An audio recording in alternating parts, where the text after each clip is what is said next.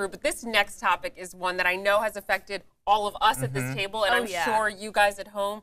They're robocalls, and they come in all of the time. But Rob has more information about a big case surrounding robocalls. Okay, and I just saw this. I feel like this recently started cropping back up. You remember back in the day, we started getting phone calls around the dinner table, at least at my house. Pick it up, and it was someone asking for a donation or what have you. And it wasn't overly offensive. These were veterans groups. These were people that you had maybe contributed in the past. It wasn't that big of a deal. But somehow your home phone number was starting to circulate among different groups, and the phone calls kept coming, usually when they knew that you would be home. Oh, yeah. And it wasn't, in the beginning, it wasn't this overly negative thing, but then it started to become a negative thing, because when people are calling you asking for something, it disrupts your life at home. So they created the do not call list.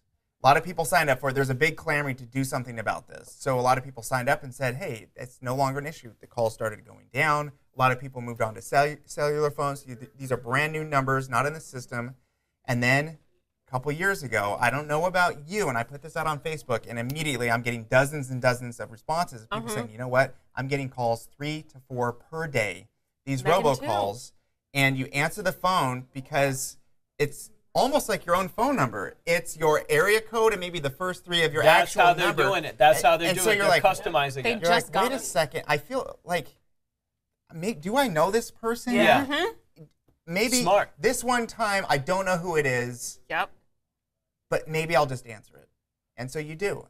And then that's a ding in the system that this person will answer the phone. And so now, anyway, the reality is this. The FCC levied the biggest fine they ever have for this type of thing, $120 million. And what I find interesting about this is that this is to one person in Florida. Wow. So you know that there's many more out there. And I think that this sends a message. And for all of us clamoring, saying, what happened to the do not call list? What's up with this spoofing? It's interrupting. I don't answer my phone anymore. My voicemail is full. Do something about it. I feel like this is a moment. You know, the FCC lately has been kind of controversial, but let's hand it to them for a second.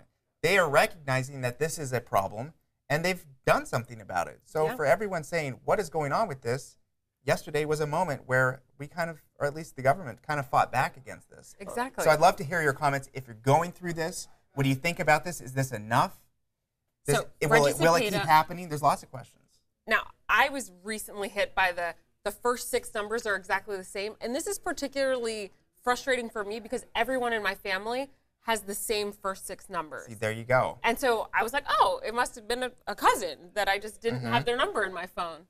No, it's not. I won a vacation to the Bahamas, but I didn't win a vacation to the Bahamas. It's just frustrating. So we want you to comment on all of the things that are happening with you and robocalls. What's the most frustrating call you've received? How many calls a day do you get? Comment and let us know. Kimberly Morgan says she gets about 3 or 4 calls a day. Megan, you say you get so many calls. Yeah, and I'm looking at a poll right now that I posted to Instagram to see, how people are feeling about this, and it looks like 56% of the people are saying 4 plus. So more than 4 calls a day. 44% are saying 1 to 4. I fall in that 1 to 4 region. Same. But what I've done, here's my question though, and I haven't been able to get down to the bottom of it. And maybe you have the answer on top of this. Do you answer it and hang up? Oh, I have an answer. Or do you just hit the side button and let it go to voicemail? I know the answer to this. Okay. So the Washington Post did a story recently. I read the article this morning, and they said you have to let it go to voicemail because there are 2 different kinds of robocalls, legal and illegal. And for the legal ones, like you were saying, for the groups that you've signed up for before, things that you've put your number into and intentionally decided to give away your information to this organization, those are legal robocalls. However, the illegal ones, you can tell right away because when they go to voicemail, they don't have a number for you to call so that you can opt out of the service. If it's a legal call and you listen to your voicemail at the end, if they are official, there will be a number that you can call and immediately opt out, and you'll never get a phone call from them again. Okay, when I push them to my voicemail, though, it's saying I have a message. So then I go to it, but nothing is ever. So that's an illegal robocall. You want to immediately block it, and you want to add that number to the FCC registry list. Okay. and you can file a complaint online. That's a lot of steps. See, this is things people aren't most people aren't going to do. Right. I know. Now, they'll see it in their inbox. They know that too. And I remember Walt telling a great story. So that's our ways of fighting back. Walt decided. Oh God. Oh God. Do you remember this? Can you please tell this story? I got a call. It was the scam where there's something wrong with your computer. They're with Microsoft or something, and I right away when it's a scam. So I said, listen, I'm in a real jam right now. Can I just I gotta go. Can I just give you my credit card information and social security number? Stop it. Because I'm in a jam. And the guy at the other end did not know how to handle that. What did he say? Well, he was because normally they're prepared to spend 20 minutes to fish that out of you. You're right. So I'm just So let kind me of give you jammed. some numbers. Can I just give you my, I gotta go. And Did you ever hear from them again? No. And there was nothing wrong with my computer. But that's a good scam, though. Right. That's a good scam. And that's a good comeback. Right. You got to be quick sometimes, tell us. Like, You I gotta don't be quick have a with these computer. Oh. Yeah. How did you get me in the first place? Exactly. That's And, what I'm Because saying. they're going to say who doesn't have a computer. There's a whole bunch of fun ways that people are fighting back. I've seen radio DJs get one person making a scam call to talk to the other person on a scam call. That's so funny. Hilarious. Yes. And and other ways, because for them they want to get a hit, you answer the phone, and then get whatever information they're looking for, and then that's a success. And the more they can get and the faster they can get it done, that's really the thing. The more they're on the phone with you and not dealing with other people and then not getting what they want, then that's a big loss for them. So one strategy is to keep them on the phone as long as possible without giving them anything. And So then that's answer? a way that then your number is not worth calling. I don't know if that actually pans out. That scares because me. think about how many groups just have a number and they don't have all the extra information. So if I don't know it's a scam call, I got to say, I'm going to keep this guy on the phone for a half an hour. I'm No. probably not going to do that. Right, exactly. It depends. Choose your own Macaroni is adventure. boiling here. My Choose your pot own is boiling adventure. over here. I try to just answer it and not say anything at all. Like I just put it on speaker, but then I feel as though that is giving them like you were saying, okay, they know this person will at least answer. Exactly. So my mom is very well informed on this topic, and I'm surprised she's not commenting already.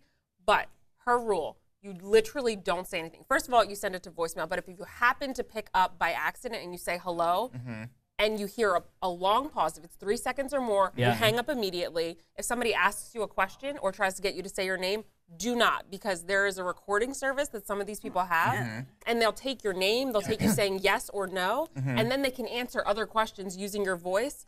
Scary.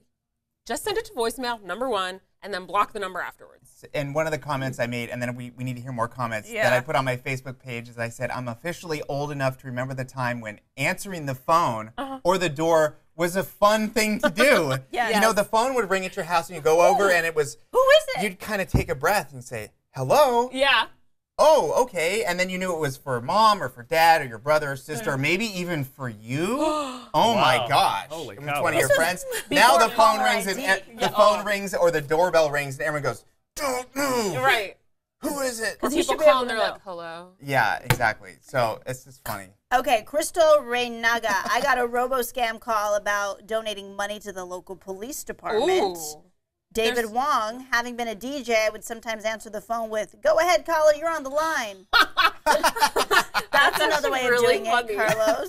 Let's see, Denise Cunningham Troya says, I was given a new phone number and got countless calls for someone else's bill collector. Oh. Every time the number was sold, it started again.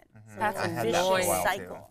Carlos, I hope that you're doing better after your surgery. He's been one of our big viewers, but he tuned out for a little while because he had a surgery. So I hope you're doing better. Yes. Just FYI. Get well soon. Right. And then we have people in our comments. The reason I acknowledge that because we have people in our comments that knew he went through surgery and were sending him well wishes and praise. You know what's funny? so I'll go cute. back and look over your posts, and it's funny afterwards. It's like the people who post then start communicating with other posters, and then they start saying, hey, good to hear from you again. Yes. And I'm sure they're dating now and meeting for dinner, and it's like we're like Match Junior. Remember back in the day when Extra Shot first started? Yeah. So this was before you were here, Adrian. They had mentioned that was it you, Carlos? Wasn't it you that started saying you were going to go on a date? It wasn't with someone within the thread, but you were going I hope we're not going to be liable for any of this stuff. If it goes south. And I want to be responsible because maybe we can have like a first wedding here but it would be the second wedding because we've had a wedding now, Carlos. Wow. You've missed that. Yeah. Keep us updated on your love life.